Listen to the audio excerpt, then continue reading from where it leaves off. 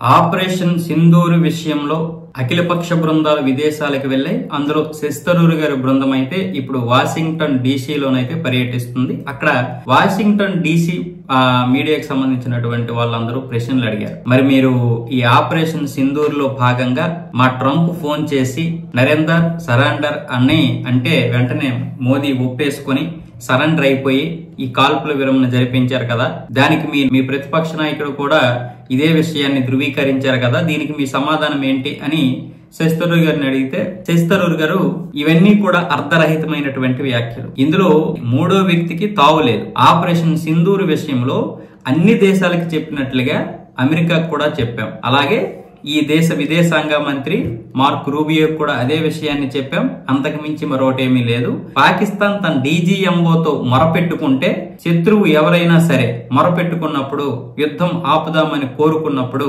ఎవరైనా సరే ఆపాల్సిందే. ఆ విధంగానే భారత్ ధర్మం ప్రకారం ఈ యుద్ధాన్ని ఆపింది తప్ప మూడో వ్యక్తి ఇందులో ప్రమేయం లేదు. ఇక రాహుల్ గాంధీ మాట్లాడినటువంటి మాటల్లో అర్థం లేదు, అవన్నీ కూడా అర్ధరాహిత్యమైనటువంటి మాటలే అంటూ శశి థరూర్ గారు అయితే ఇటు కాంగ్రెస్ కి ఇటు ట్రంప్ కి ఒకేసారి ఇచ్చి పడేశారు.